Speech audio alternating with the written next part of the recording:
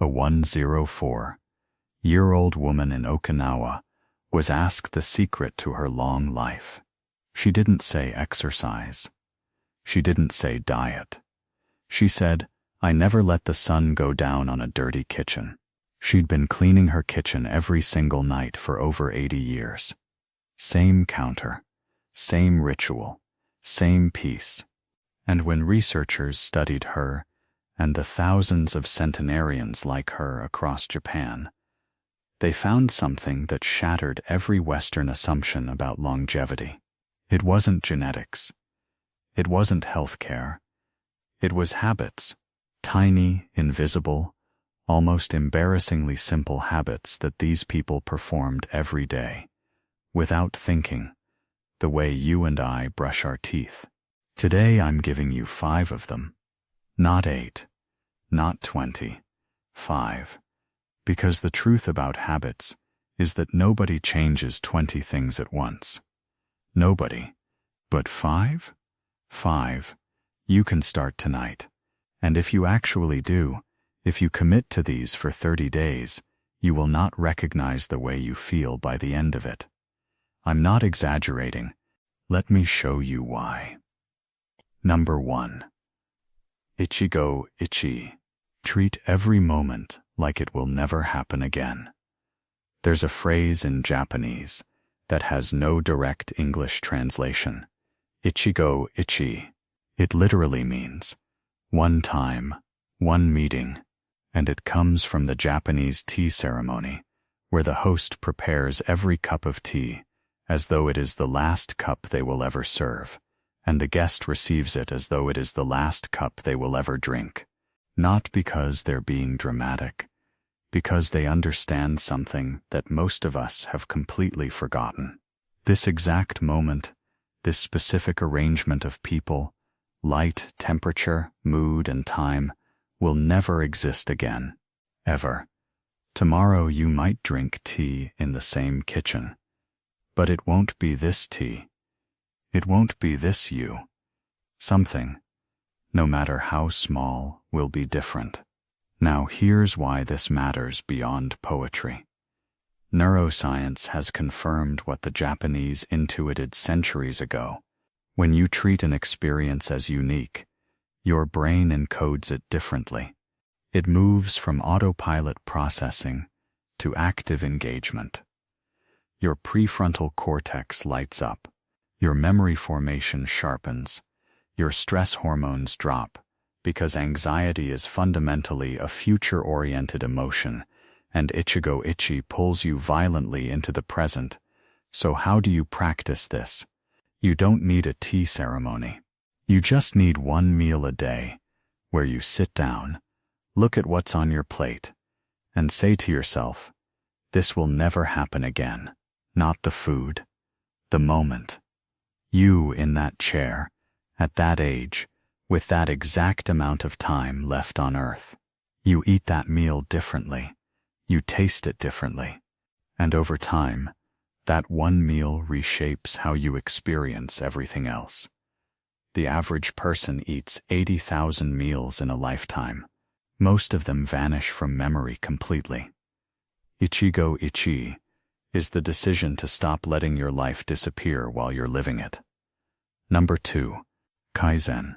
Improve by 1% and never stop. After World War II, Japan was in ruins. Its economy was destroyed. Its infrastructure was rubble. Its people were demoralized. American consultants flew in to help rebuild Japanese manufacturing, and they introduced a concept they called continuous improvement. Small incremental changes to processes. Nothing revolutionary, nothing dramatic. Just find one tiny thing that could be 1% better, fix it, and then find the next one. The Japanese took that concept, renamed it Kaizen, and turned it into a national philosophy that rebuilt their entire civilization in a single generation. Toyota used Kaizen to become the most efficient car manufacturer on Earth. Sony used it. Honda used it. And eventually, ordinary Japanese people began applying it to their daily lives. Not as a productivity hack, as a way of being. Here's what Kaizen looks like in practice. You don't say, I'm going to transform my health. You say, I'm going to drink 1 glass of water before my coffee tomorrow morning. That's it. 1 glass. And when that becomes automatic, maybe in 3 days, maybe in a week, you add the next 1%. Maybe you take a 5-minute walk. Then maybe the walk becomes 10 minutes. Then maybe you add a piece of fruit. No deadlines, no pressure, just a direction, and the patience to walk toward it at whatever speed you can manage. The reason this works when dramatic resolutions fail is biological. Your brain has a structure called the amygdala that functions as a threat detector. When you announce a massive life change, the amygdala interprets that disruption as danger and triggers resistance. That's why you feel motivated on January 1st and exhausted by January 14th. Your own brain is fighting you. Kaizen bypasses the amygdala entirely because the changes are so small they don't register as threats. You trick your own nervous system into transformation. By the time your brain realizes what happened, the new behavior is already a habit. 1% per day. That's not slow.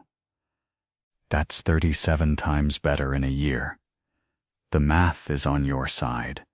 You just have to stop trying to do it all at once. Number 3.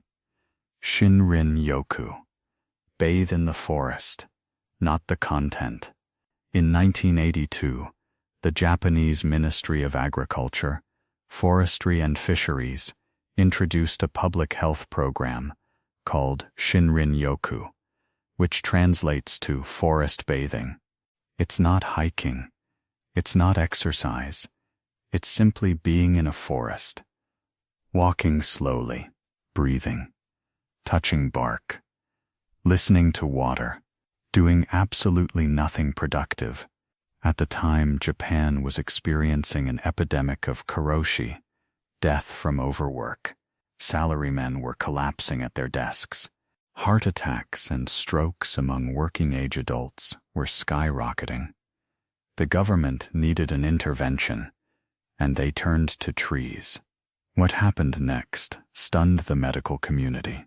Researchers at Nippon Medical School in Tokyo found that spending 2 hours in a forest reduced cortisol levels by 16%, reduced blood pressure by 2%, reduced heart rate by 4%, and increased natural killer cell activity.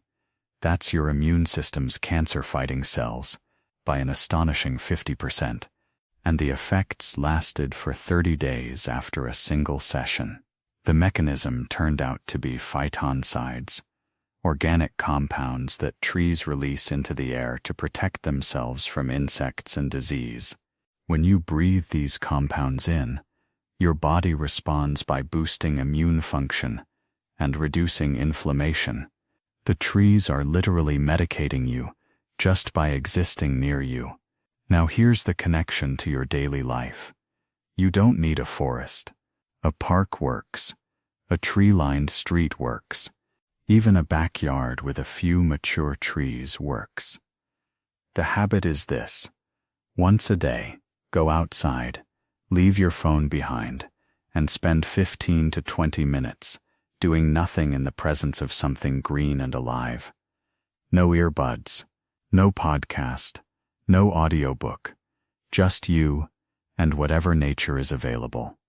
Your eyes adjust, your breathing slows, your shoulders drop, and a kind of quiet moves through you that no screen, no app, and no supplement can replicate.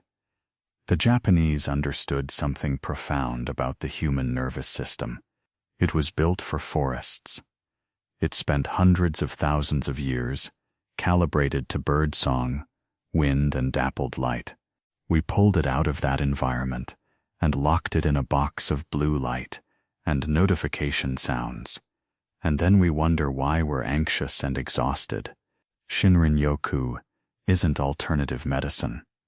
It's returning your body to the operating environment it was designed for. Number 4. Wabi-sabi. Find beauty in imperfection, and let that free you. There is a practice in Japan called kintsugi, where broken pottery is repaired with gold, not hidden, not disguised, highlighted. The cracks become the most beautiful part of the object because they tell the story of what it survived. The bowl is not perfect. It's better than perfect. It's real. This comes from a broader philosophy called Wabi-sabi, which is the acceptance and appreciation of impermanence, imperfection, and incompleteness. A chipped teacup is not trash. It has character. A weathered wooden table is not old. It has history. An asymmetrical garden is not messy. It's alive. Now think about how the opposite of this philosophy dominates your life. Social media trains you to curate, filter, and present a polished surface at all times. Your home should look like a catalog. Your body should look like a model. Your career should look like a highlight reel. And the psychological toll of maintaining that illusion is devastating. Anxiety, comparison, burnout, and a persistent sense that you are never enough, never finished, never quite where you should be. Wabi-sabi is the antidote. It's the daily practice of looking at the dent in your kitchen table and choosing to see the Thanksgiving dinner that caused it. It's wearing the sweater with the small hole because you love how it fits. It's letting your garden grow a little wild because perfect symmetry isn't peace. It's control, and control is exhausting. The habit is simple. Once a day, notice something imperfect in your life, your home, your face, your work, and instead of fixing it, just look at it. Just let it be, and ask yourself if the imperfection is actually a problem, or if the problem is your inability to tolerate anything less than flawless. Most of the time, the answer will change you. Number 5. Yoji no bi. Prepare for tomorrow, before today ends. Every evening in Japan, millions of people perform a quiet ritual that most Westerners have never heard of. Before they go to bed, they prepare for the next morning. Clothes are laid out. Bags are packed. Lunches are made. Keys, wallet, and phone are placed in their designated spot. The entryway is cleared. The kitchen is clean. Tomorrow's first hour is decided before tonight's last hour ends. This is called Yoji no bi, the beauty of preparation, and it is one of the most psychologically powerful habits a human being can develop. Here's why. The single greatest source of morning anxiety is decision-making. What do I wear? Where are my keys? What should I eat? Do I have time?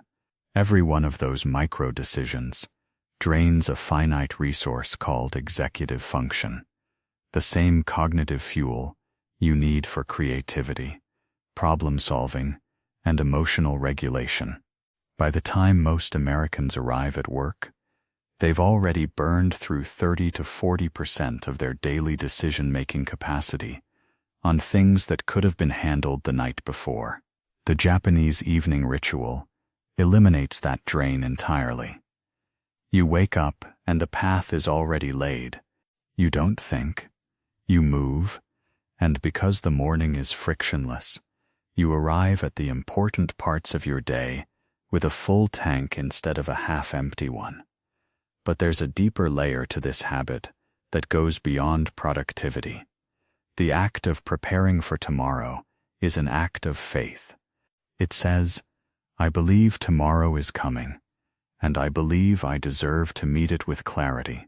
It is an act of respect toward your future self. You are doing a kindness tonight for the person you will be at 6 a.m., and that person will feel it. They'll feel cared for, organized, ready. Try it tonight.